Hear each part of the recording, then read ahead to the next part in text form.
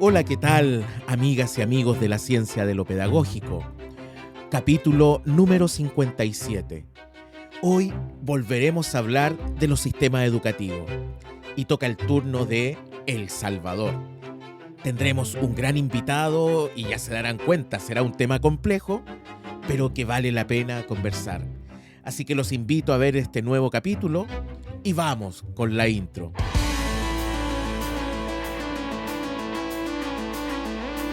La ciencia de lo pedagógico con Gabriel Erices.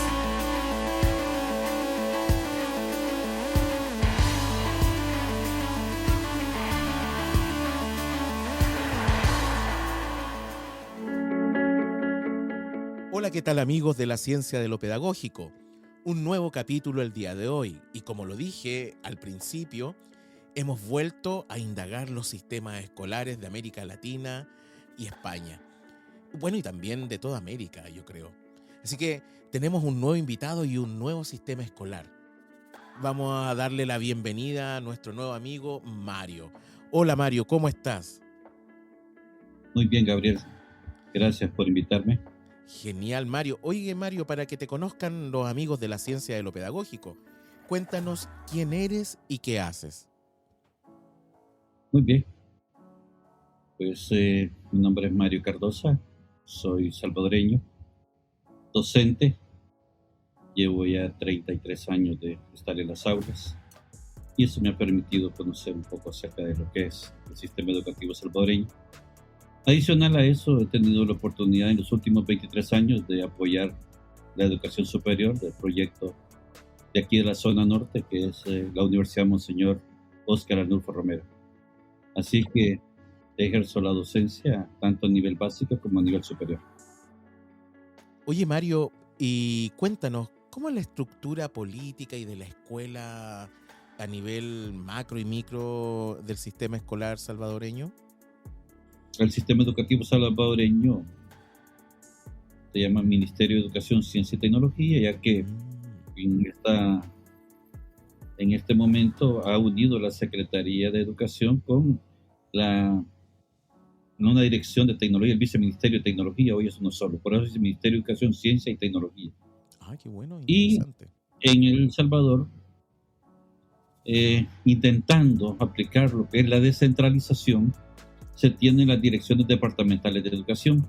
Se tienen 14 direcciones departamentales de educación, donde es un ministerio pequeño. Ya. Entonces, cada departamento lleva su propia oficina, donde está el jefe de asistencia técnica, está el director departamental y están las diferentes unidades como recursos humanos, pagaduría, etcétera, etcétera. Ya, Ahora bien, genial. eso a nivel macro.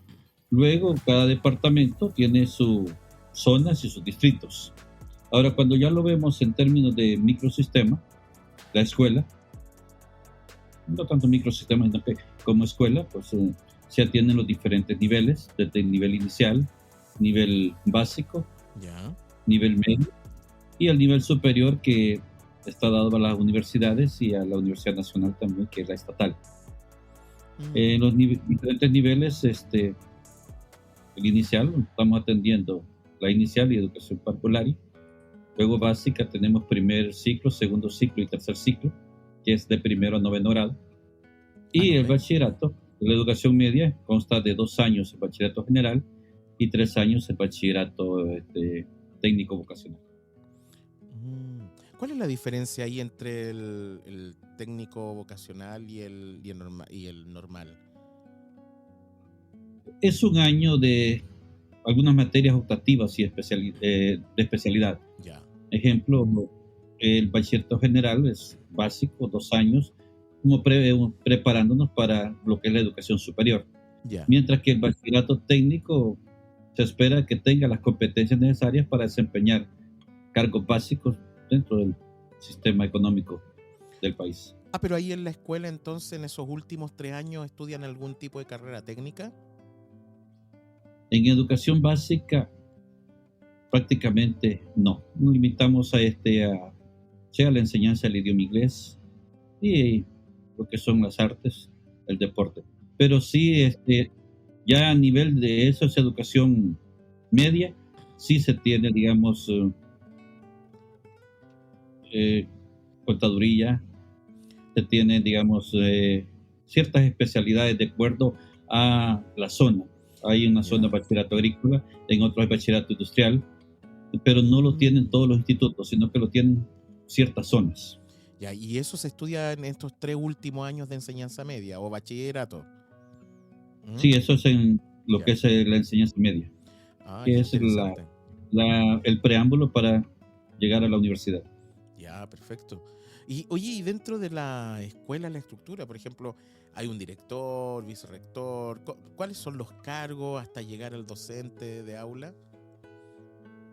Muy bien, en la escuela está dirigida por el director Ya. y en aquellas escuelas que tienen, digamos, más de 13 docentes, el director es técnico, más de 13 secciones.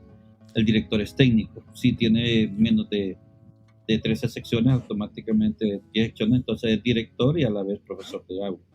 Ah, quiere decir que él Además de también. eso, Ya, se da el docente, pero adicional a esto, en la parte organizativa se tienen lo que son los consejos directivos escolares. ya, Una figura que nace allá por los 90, con lo que fue la reforma educativa en marcha. Ese consejo directivo escolar para lo que son escuelas, en teoría, que tienen ya que tienen hasta noveno grado, ya. está compuesto por el director, 2 docentes, 3 padres de familia y 2 estudiantes. Entonces estamos hablando de que es un organismo colegiado en el cual pues los diferentes sectores de la comunidad educativa Ya. son parte de esta organización para consensar los acuerdos administrativos de la institución. Sí, interesante. Acá también en Chile tenemos algo parecido que se le llama consejo escolar. Y también tiene una representatividad de todas las unidades de la escuela. Docente, un representante de los docentes, un representante de los asistentes de la educación, del sostenedor, quien es dueño, porque también hay, ustedes saben que acá también se entrega subvención a particulares y esos particulares se llaman o colegios particulares subvencionados o en el caso en donde yo trabajo que se llama administración delegada. Entonces hay un representante de ese sostenedor que se llama, un representante también de los apoderados y esto es súper importante porque también hay un representante de los estudiantes. ¿Allá se da también que haya representación de los estudiantes, del estudiantado? Sí, en efecto, estamos hablando de que en ese consejo directivo escolar hay 2 miembros que Ya, son representantes de los estudiantes qué y tienen bueno. que tener de los 12 años en adelante. Ya, genial. Quizás un aspecto interesante en nuestro sistema es que para ser miembro del consejo directivo escolar del sector padres de familia, tiene que tener hijos estudiando. Ah, sí, ¿Qué implica? Que si es abuelo no puede participar. Si ya. es encargado de un estudiante, no puede ser miembro del consejo directivo escolar, tiene que ser mamá o papá. Entonces, Interesante, súper interesante. Oye, y es interesante y esos consejos o esas directivas escolares, ¿son resolutivas o consultivas? son resolutivas. Ya, O sea, tienen voz y voto. ya, O sea perfecto. que en la administración del presupuesto escolar, que el Estado aporta un promedio de $10 por estudiante, ¿ya? Aquellas escuelas que tienen de 300 estudiantes a más, para poner un caso. Pero aquellas escuelas que tienen, digamos, pocos estudiantes también tienen un techo mínimo ahí, anda un promedio de $1,500 que les dan para que lo inviertan en las necesidades básicas que tiene el centro escolar.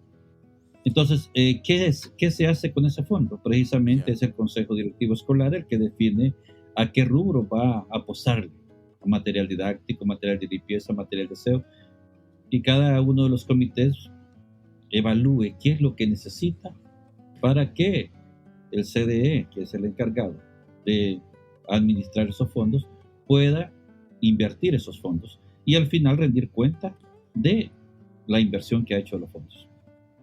oye, ¿es poco el aporte que hace el Estado por estudiante? $10. Lo que sucede, lo que sucede es que sí se ve poco porque el Estado como tal absorbe lo que es la alimentación escolar, lo que es paquetes escolares, cuadernos, zapatos, uniformes, Todo eso es aparte de lo que es, esto es como una caja chica para las necesidades básicas. Pero, por ejemplo, ¿el Estado entrega una subvención por niño mensualmente? Prácticamente solo da el presupuesto que les he estado mencionando, ¿ya? De Ah, allí ya. lo demás dentro del presupuesto de paquetes escolares, adicional al pago administrativo de personal. Es interesante. Nunca habíamos hablado con alguien del sistema escolar en América Latina cuánto era la subvención. Pero el pago es poco, es interesante eso. Porque, y Ha, ve- también, ha venido variando, en algún momento se recibía más, más, pero cada gobierno ha venido haciendo sus prioridades, entonces, y al final lo que aporta el gobierno, el Estado, prácticamente como se maneja a nivel macro, poco o nada puede hacer como sectores de la escuela para decir, mire, me están dando muy poco. ¿Ya? por eso me llamaba la atención que en algunos gobiernos suban, en otros bajen. Bueno, no sé si será comparativo o no, pero más o menos acá la subvención por un niño, que igual es poquísimo, yo lo encuentro muy mala, es más o menos de $70 por niño, más o menos si uno hace comparación. No estoy muy seguro si estoy exacto en los valores, pero cuando los niños son más prioritarios, quiere decir son más vulnerables, están más en la pobreza, además tienen una subvención a esa subvención que son $70, de más o menos $70 más, terminan siendo $140. Y si ese niño tiene necesidades educativas especiales, si no me equivoco, se adhieren $120 más. Uh, Termina siendo sobre $200 por niño. Y aparte también el tema del almuerzo. Eso, hay una organización acá estatal que se llama Junaev y ellos dan el almuerzo. Algunas veces bueno, otras veces bastante malo, pero bueno. Eh, y también el tema de los cuadernos también lo da esa organización. Pero hay políticas súper claras que tiene que ir subiendo también la subvención por niño. Y eso, ¿y por qué eso lo maneja el gobierno? ¿Cada gobierno maneja esa subvención, esos valores?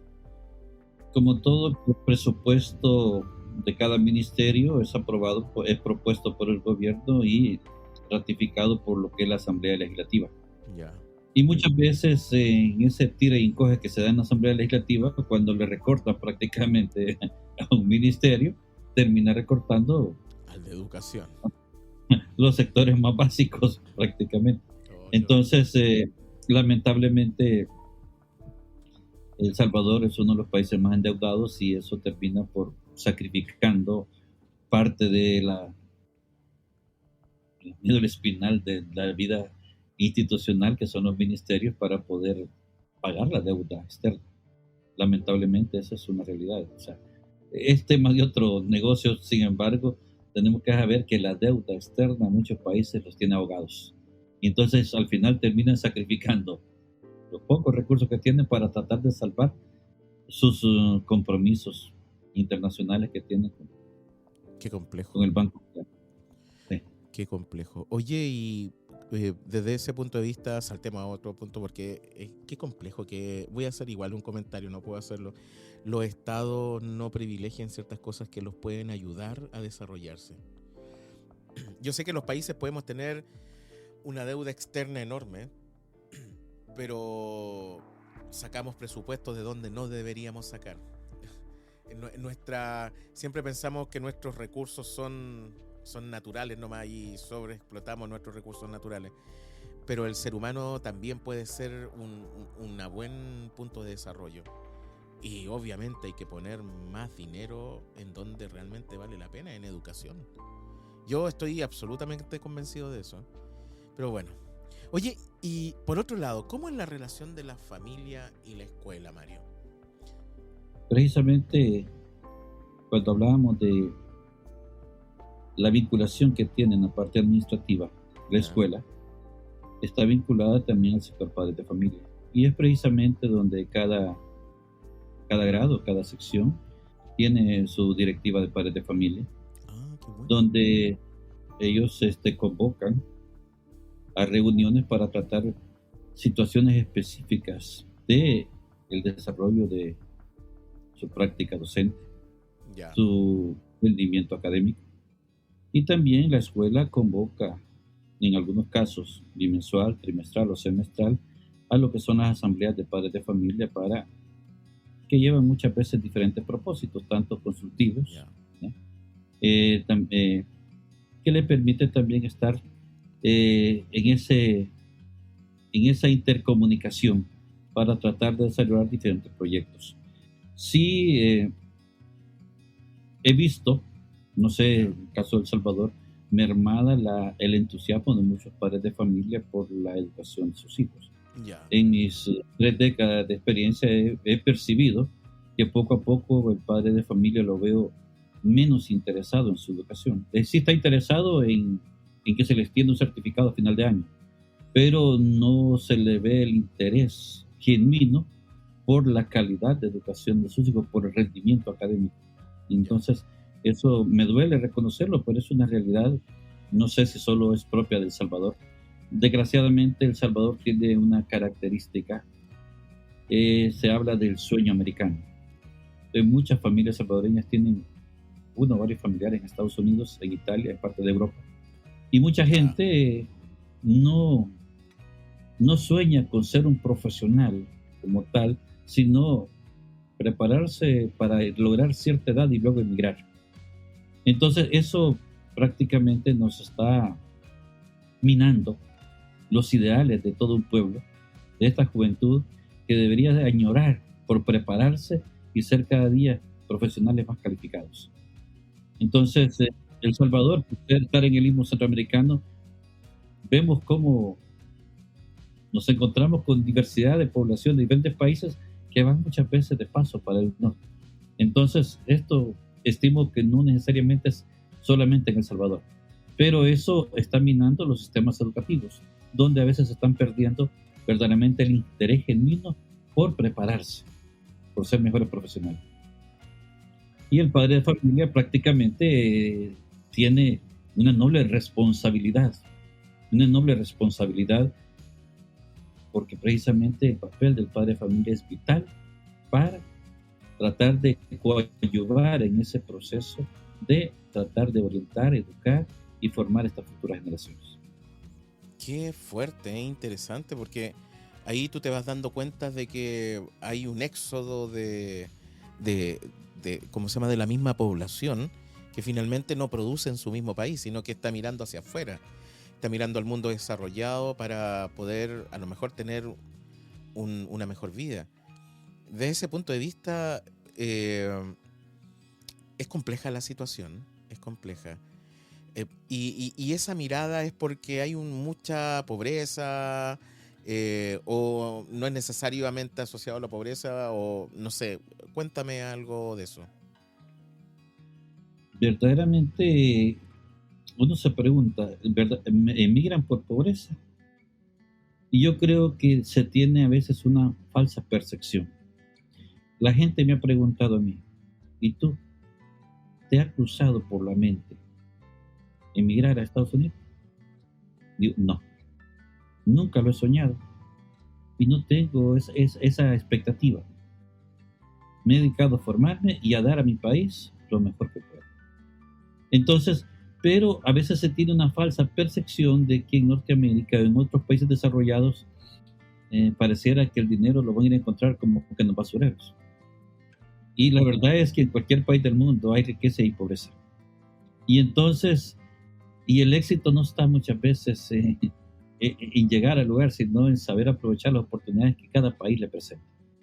Entonces, a veces se tiene una mala percepción. Claro, cuando alguien llega a cualquier país, para poder subsistir tiene que practicar cualquier trabajo que le permita sobrevivir. Y esa es la realidad. Así es que yo diría, creo que es cuestión de visión, es cuestión de saber qué queremos en la vida y qué queremos aportar a este país que nos ha visto crecer.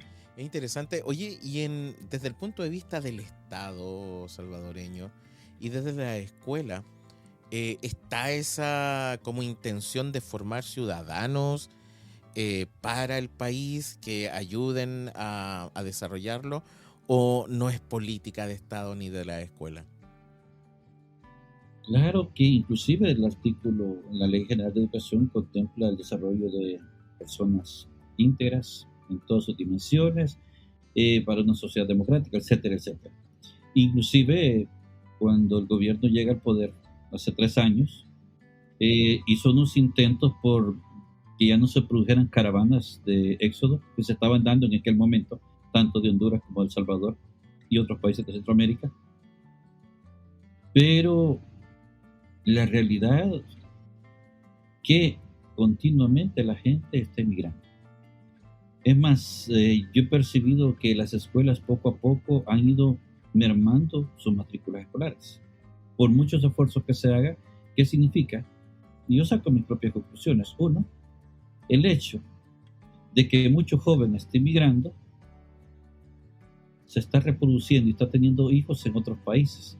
Entonces la población se nos está adulteciendo y los que se pueden reproducir están fuera del país. Entonces, prueba de ello es que me atrevo a decir que un alto porcentaje, por lo menos 70% de los municipios del país, esas escuelas de ese 70% de los municipios rurales,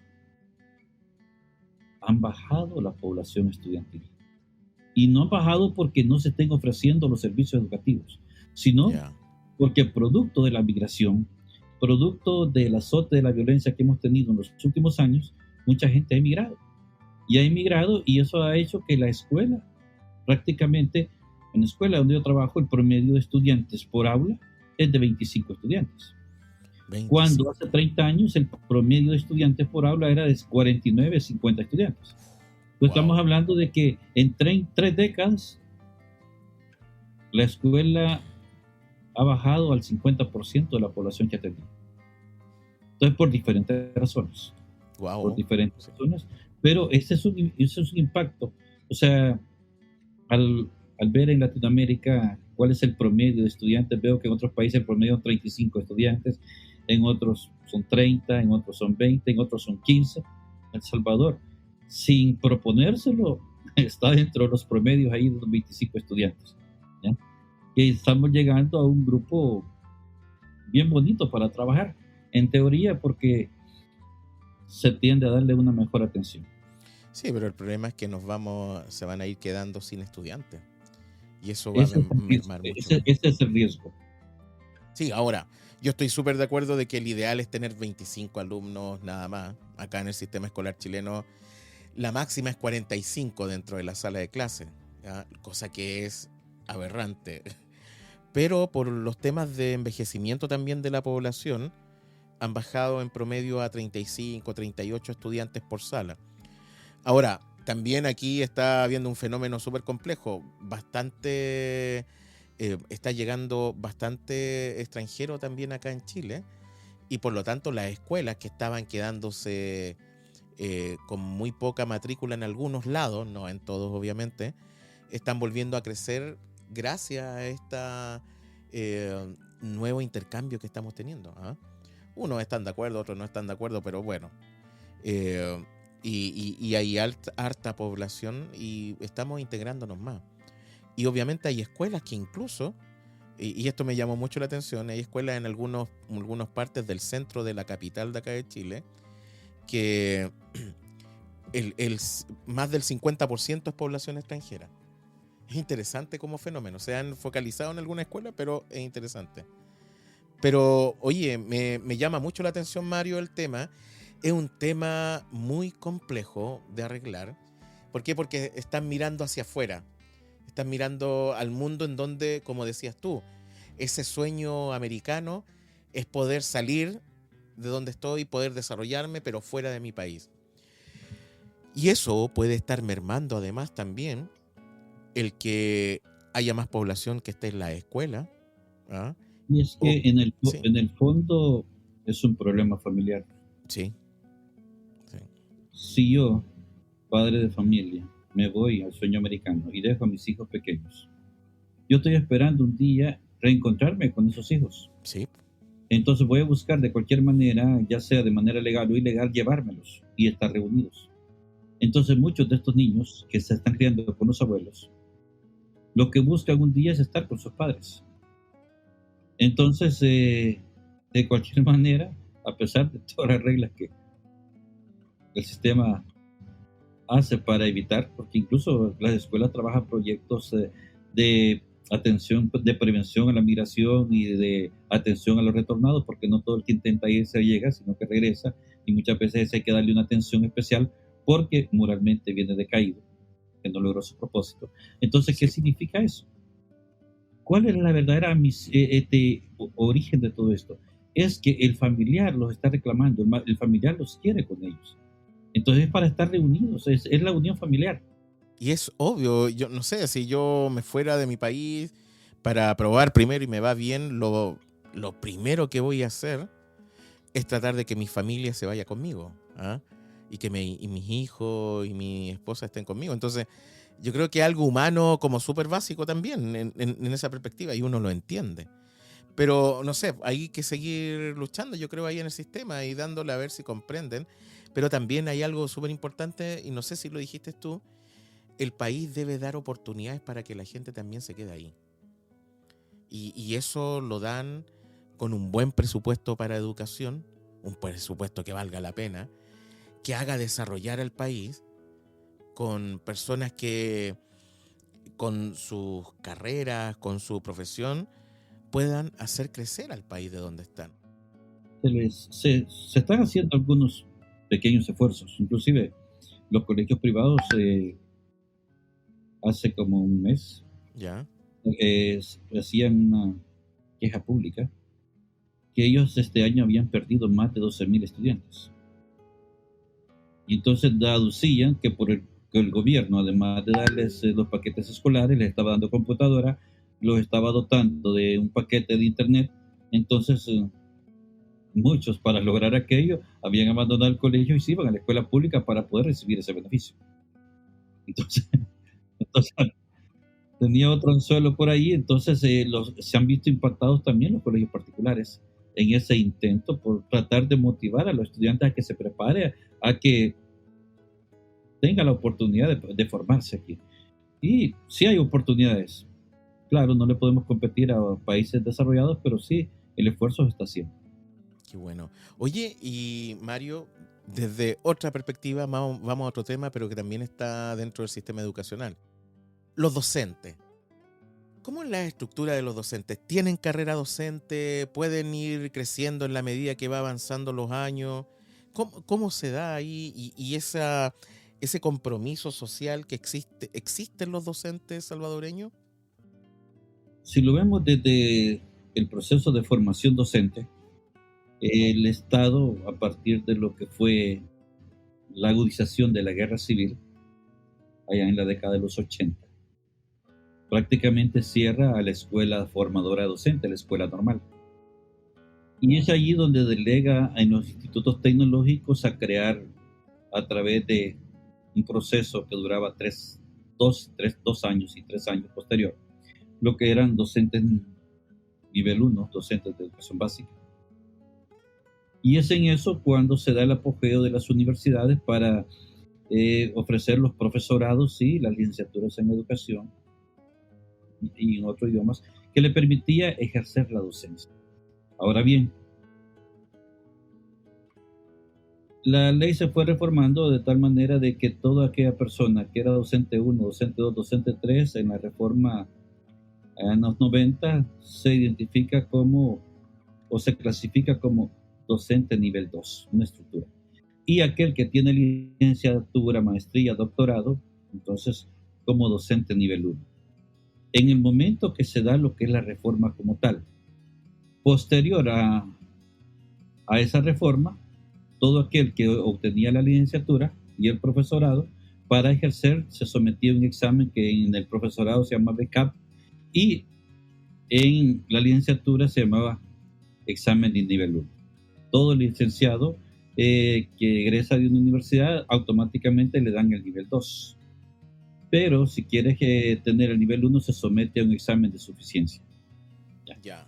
Ahora bien, el docente como tal, cada 5 años tiene un ascenso. O sea, al trabajar 5 años, tiene derecho a un ascenso, luego 5 años más otro ascenso, empieza desde la sexta categoría, quinta categoría, terminando con la categoría A, B y C. Perdón, C, B y A. La A es para aquel docente que tiene 35 años de experiencia en adelante.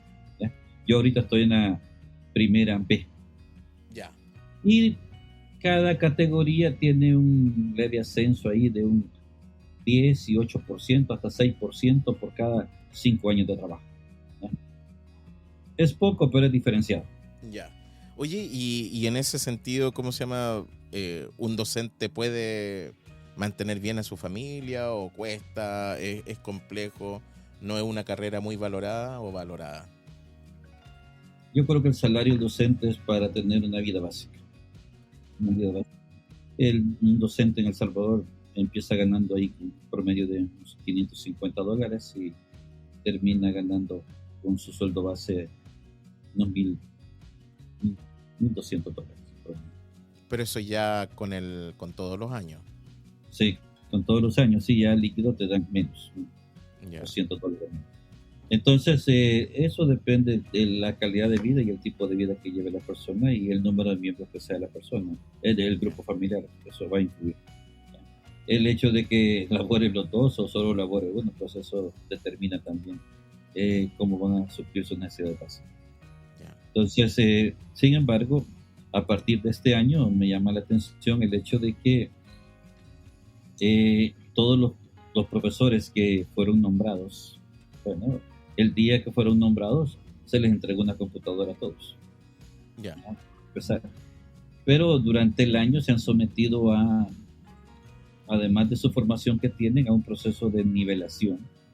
No lo llaman nivelación, yo lo estoy llamando nivelación, pero es un proceso de revisión de ciertas temáticas interesantes. Ya. Empezaron con un módulo de lo que se llama formación para la educación, luego un segundo módulo que era de habilidades socioemocionales, un tercer módulo sobre enfoque de derechos para la educación de la niñez y la juventud, un cuarto módulo titulado innovación educativa. Están por recibir ahorita un quinto módulo que es competencias tecnológicas digitales y un sexto módulo que va para el inicio del año que es adecuación curricular. Además de otros seminarios que han venido, este grupo de docentes que andan entre unos 3,000 a 4,000 docentes, porque ahí incluyen los interinos también, han recibido unos seminarios de planeamiento didáctico, gestión escolar, fortalecimiento de la comunidad educativa y lo que es la gobernanza escolar. O sea, primera vez en 30 años que veo yo que al docente que inicia, como que se busca tratar de ponerlo en sintonía de todo el trabajo que viene. Me parece interesante y lo resalto porque no se había hecho. Qué bueno. No se había hecho darle la bienvenida a este docente que se le ha llamado Nobel, nuevo, con toda esta temática que le permite estar en mayor sintonía con esos ideales que traen los jóvenes para tratar de hacer cambiar la realidad educativa que han encontrado en cada una de sus escuelas. En todo caso es súper bueno, debería transformarse en una política de Estado más que de gobierno. Yo vuelvo a insistir ahí. Hay gobiernos y gobiernos, y en algunos casos, algunos gobiernos, e incluso todos, hacen cosas buenas, cosas positivas, cosas negativas, cosas positivas, cosas negativas. Pero yo creo de donde está la solución del problema es que sea política de Estado, que no dependa de un puro gobierno. Ojalá que esa iniciativa, que a lo mejor es de un gobierno específico, se mantenga como política de Estado. Ojalá. Oye, Mario, también, mira, hemos estado hablando harto tiempo, nos queda muy poco, pero no quería dejar pasar dos preguntas. La primera está asociada al sistema de evaluación. Y dentro del sistema de evaluación, si ustedes tienen alguna política de Estado, alguna ley que esté reflejado el tema de las necesidades educativas especiales y cómo también son evaluados los niños, o si tienen algo asociado al diseño universal del aprendizaje.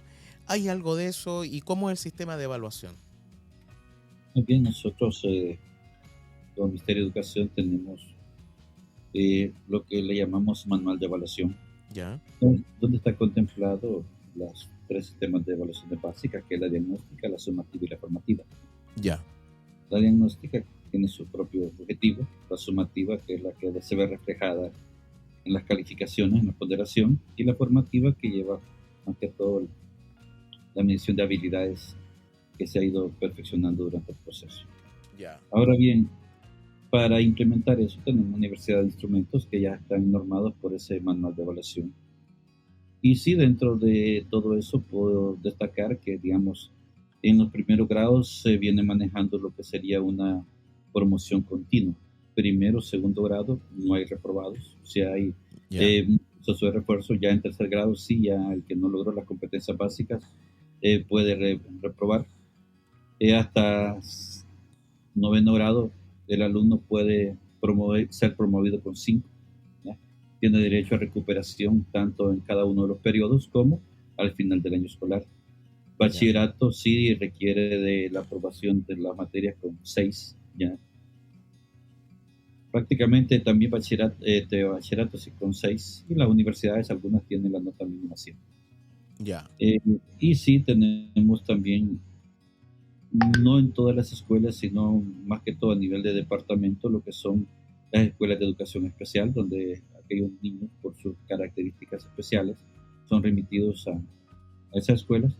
Sin embargo, la escuela común y corriente sí tiene la necesidad de atender un niño con esas características especiales, pues en algunas escuelas se tienen lo que son las aulas de apoyo, que eso permite apoyar aquellos procesos, aquellos alumnos que van con deficiencias, y así son evaluados los casos para pedir apoyo a lo que sería la educación especial. Ya. Es interesante, ¿eh? Interesante la estructura.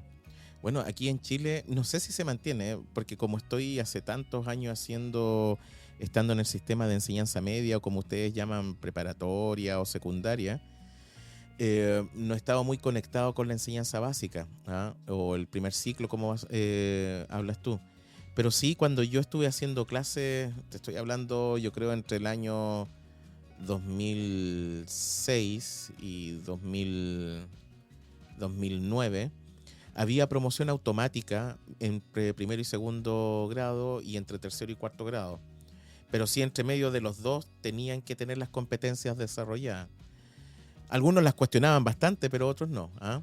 Pero es interesante el sistema de evaluación y también del tema de las necesidades educativas especiales. Pero ahí también, yo te decía, hay una segunda pregunta que no puedo dejar pasar, porque esto está asociado a la infraestructura y a lo que las escuelas también deben estar preparadas. ¿Cómo les tocó vivir el tema del proceso de la pandemia? ¿Costó mucho? ¿Los docentes estaban preparados? ¿Los colegios tenían la infraestructura? ¿O en las casas de los estudiantes tenían, una buena internet? ¿No tenían internet? ¿Tenían acceso a celular, a computadora? ¿Qué les sucedió? Pues este país, el 12 de marzo del 2020 fue atípico, porque por orden ministerial o de acuerdo ejecutivo, prácticamente se declaró lo que sería el resguardarnos todos en nuestros hogares de la noche a la mañana. En el día fuimos a trabajar, y ya en la noche teníamos la noticia que ya no nos podíamos regresar a los trabajos, que teníamos que quedarnos ahí. Entonces, cada quien en su casa, y que desde ahí teníamos que atender a los estudiantes a través. Quizás lo que nos ayudaba es que ya se venían manejando los grupos de WhatsApp de cada estudiante para tener comunicación con ellos. Entonces, valiéndose el docente de esa comunicación que tenía, de utilizar esa tecnología de comunicación, entonces eso le permitió tener algún nivel de comunicación, y a través del WhatsApp convertirse en esa herramienta de comunicación con los docentes. La pregunta, ¿nos encontró preparados? No. Pero aunque no nos encontró preparados, la gente buscó las diferentes estrategias para sacar adelante la tarea. ¿La hizo bien o la hizo mal? Cada caso es particular, pero a mí me consta de que el docente hizo lo que humanamente podía. y le tocó atender tanto emocionalmente como académicamente a ese estudiante. ¿Qué? Mandándole videos, pequeños videos, tutoriales hechos en WhatsApp, capturas de pantalla, procedimientos donde ponía el celular y desarrollaba ejercicios y le mandaba el video. Era interesante el ingenio del docente para tratar de dar una respuesta y a lo mejor mantenerse entretenido en ese encierro que nos vimos prácticamente obligados. Sí hay un alto porcentaje, yo te digo, yo en lo personal, parte de mi experiencia es que en el 2007, estudiando o compartiendo con los estudiantes de la Monseñor Romero la materia de educación comparada, terminé estudiando un diplomado de Ciencia, Tecnología, Sociedad de Valores en la Universidad de Oviedo. Terminé ese diplomado y inmediatamente estudié un posgrado en entornos virtuales de enseñanza en educación virtual en Argentina. Y ahí seguí año a año tratando de explorar nuevos conocimientos. Entonces estábamos hablando de que desde el 2008 yo ya tenía una especialidad en entornos virtuales de enseñanza y eso me permitió en un proceso de formación docente ayudarle al Ministerio de Educación en diplomados de educación virtual a nivel nacional y a la Monseñor Romero también desarrollar diplomados de educación virtual con ellos. Entonces ya se habían dado cimientos. Qué bueno. Entonces esos docentes, a partir de la pandemia, fueron los que se comunicaron conmigo: mire, esto que usted nos dio en este momento, hoy lo necesitamos, ayúdenos a armar estas aulas. Es interesante. El docente no estaba preparado al 100%, pero buscó ayuda y sacó adelante la tarea. Sí. Que la hizo bien o la hizo mal, pues cada caso es particular, pero qué interesante que nadie dijo yo no puedo hacerlo. Incluso aquella gente, aquel docente mayor, el sistema educativo salvadoreño se ha envejecido. Creo que el 80% de docentes anda de 50 años arriba, si no más. Wow. Estamos envejecidos. Entonces, ¿qué significa? Que hay docentes de 50, 60, 65 años que se han hecho diestros en WhatsApp para tratar de atender a los estudiantes, cuando antes de la pandemia ridiculizaban el uso del celular, no querían saber del uso del celular, Y pero después la tuvieron que pandemia los ocuparlo. hizo tecnificarse. Y el gobierno hizo lo suyo. Primero, dotar de internet a los estudiantes a través de asignarle un paquete de internet a su número celular. Segundo, inmediatamente hizo un convenio con Google y le ofreció al 100% de docentes un curso a través de webinarios de lo que era el uso de Google para la educación, Classroom, a darnos lo básico para que el docente supiera cómo organizar su aula virtual, cómo trabajar desde una aula virtual. E inclusive, a partir de, se nos dio la licencia de Google, podíamos grabar las clases, podíamos trabajar en videoconferencias.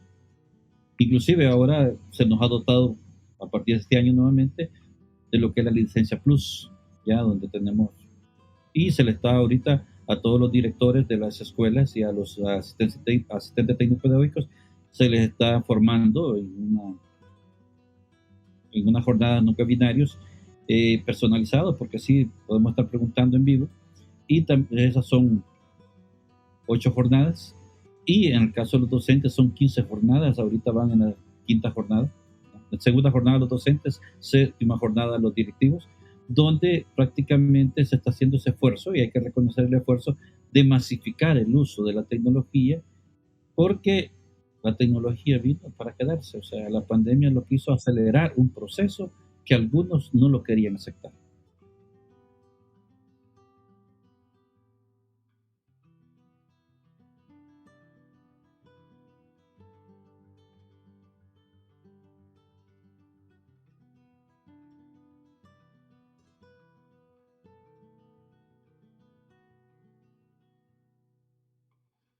Sacamos adelante algo que a lo mejor no teníamos pensado o no sabíamos cómo lo íbamos a hacer, pero lo hicimos igual.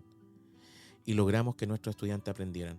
Lamentablemente muchos yo creo que quedaron también en deserción escolar y no estudiaron.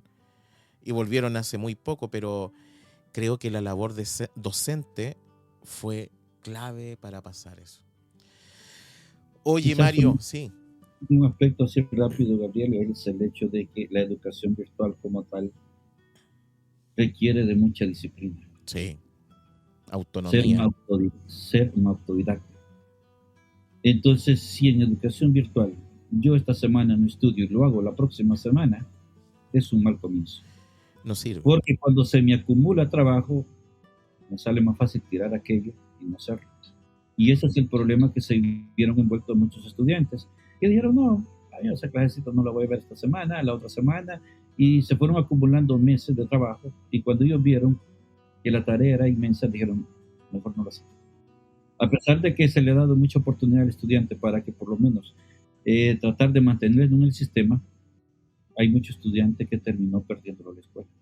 Esa es una realidad que tenemos, y que recuperar a aquellos alumnos que se perdieron en la pandemia no va a ser fácil. No va a ser fácil porque la pandemia vino y le abrió otro mundo a un sector de los estudiantes. Aquel estudiante que a través de la pandemia buscó un trabajo extra, ¿ya? Muchos consiguieron una moto y anduvieron haciendo deliveries. Entonces eso hace que muchos estudiantes, cuando vieron ya que les llegara un fondo, ya no quieren estudiar. Hay un porcentaje de estudiantes difíciles de recuperar y que se están haciendo esfuerzos, se están buscando, pero no quieren estudiar por muchas oportunidades que se les ofrecen.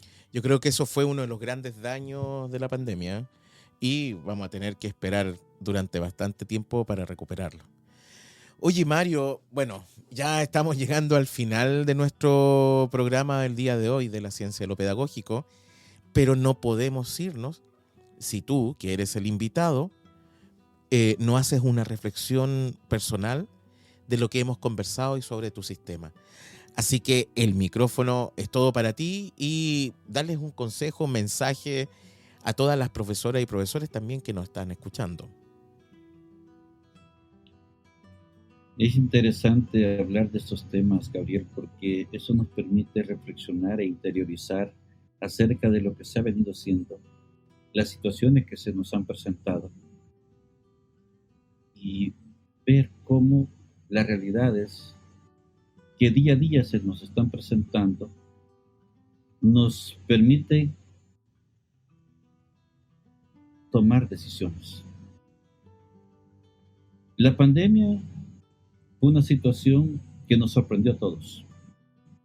Y el docente tenía dos opciones: empezar a renegar de lo que había ocurrido o asumir con una actitud diferente esa situación, asumir ese reto. Y verdaderamente el docente es una persona transformadora.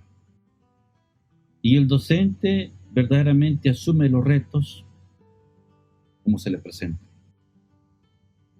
Y es interesante recordar que en la vida del docente no cuentan las buenas intenciones, sino las acciones. De buenas intenciones está empedrado el camino al cielo, pero son aquellas acciones que hace cada docente en esa aula, en ese día a día, las que van a transformar la realidad de esos estudiantes y de nuestros países. Por eso es importante ser parte de, no ser espectador. Y por eso felicito a todos los docentes que día a día entregan ese esfuerzo, que son comprometidos a transformar la realidad de cada una de sus comunidades, de cada uno de sus países, y que nos conlleva a la transformación de la América Latina. Gracias, Gabriel, por invitarme y espero acompañarte en lo sucesivo cuando sea necesario. Muchas gracias, Mario. Realmente un gran mensaje, sobre todo esa parte de la transformación. Los docentes creo que transformamos vidas y tenemos que hacerlo. Tenemos que transformar vidas, tenemos que transformar países. Yo creo que en la ciencia de lo pedagógico me han escuchado miles de veces ya, pero siempre voy a seguir repitiéndolo. El ser profesora o profesor es la profesión más importante del mundo. Les guste o no les guste a otras profesiones, pero lo siento. Los docentes somos los más importantes. Y somos formadores de las demás profesiones. Además también. ¿ah? Sin nosotros no podrían formarse. Mario, realmente ha sido un gran diálogo. Yo creo que vamos a tener que conversar en otro momento de algún otro tema asociado a aquello. Sobre todo, lo dejo entre paréntesis ya planteado, tú eres formador de profesores, ¿ah? Y profesoras. Sí, estoy involucrado. Yo creo que vamos a dar un capítulo respecto de cómo está la formación de los docentes y las docentes en nuestra querida América. Así que, Mario, un gran abrazo. Muchas gracias por haber estado con nosotros hoy día. Y lo único que te voy a pedir es que, por favor, después me envíes todas las redes sociales que tú tienes. Si tienes algún Twitter, si tienes algún Facebook o, no sé, o hasta página web. Hoy en día también es algo que se usa mucho. Pero ahí te voy a pedir las redes para que nuestras amigas y amigos de la ciencia de lo pedagógico puedan conversar también contigo. Así que muchas gracias, Mario. Un gran abrazo. Gracias, Gabriel. Muy buenas noches ya aquí en El Salvador. No sé cómo estamos ahí. Sí, ya estamos más o menos a las 9 de la noche acá. No, 9:22. ¿Ah? Igual es tarde. No es tan tarde, pero está bueno. ¿Ah? Podemos iniciar otras cosas. ¿Ah? Algunas celebraciones también. Pero, Mario, un abrazo desde acá y muchas gracias por haber estado en la ciencia de lo pedagógico. Muy bien. Gracias a ti por invitarme, Gabriel, y estamos ahí pendientes para el 26 de noviembre. Por supuesto. De veras, sí. Muy bien. Ya, Mario, muchas gracias. Mario Cardosa, un gran invitado que tuvimos el día de hoy en la ciencia de lo pedagógico. Mario nos mostró bastantes problemas que habían en el sistema escolar. Pero más que problemas en el sistema escolar, si se dieron cuenta, es que el sistema escolar se está quedando sin estudiantes. Todos están queriendo lograr ese famoso sueño americano. Y un poco compromiso con el sistema escolar y con el desarrollo del país. Puede tener muchos factores, puede estar asociado incluso al tema de la deuda externa, muchas cosas complejas que uno no va entendiendo. También el envejecimiento de los pedagogos, cuando nos hablaba que el promedio general es de 55 años arriba. Y es porque no hay jóvenes que quieran, bueno, los hay, pero son pocos que quieran sacar adelante el país y que se eduque el país, que sea un país que logre salir de la pobreza. Porque, ojo, es un pensamiento absolutamente o una opinión absolutamente que yo siempre he tenido. La educación, un país sin educación es un país pobre. Y la educación es para movilizar conciencias y también lo material. Pero fundamentalmente conciencias que puedan mover y darle vida a un país en todos los ámbitos. Desarrollo de ciencia, desarrollo de cultura, desarrollo en todo ámbito, vuelvo a insistir. Y es por eso que los invito a que puedan escuchar las veces que quieran este capítulo. Yo creo que Mario nos dio un gran mensaje, sobre todo al final del diálogo que tuvimos. Posterior a esto, obviamente, voy a colocar si Mario tiene alguna red social para que puedan seguirlo, ¿ya? Y podamos también ver qué es lo que pasa con nuestro país hermano, El Salvador. Los invito también a seguir la ciencia de lo pedagógico, a poner likes en YouTube o en Spotify, en Apple Podcasts, en el mismo Spreaker, descargar y dar impresiones. Y por favor, también háganlo.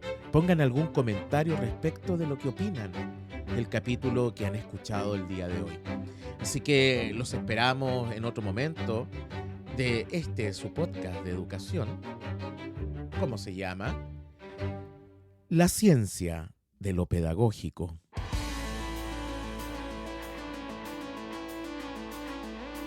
La ciencia de lo pedagógico. Con Gabriel Erices.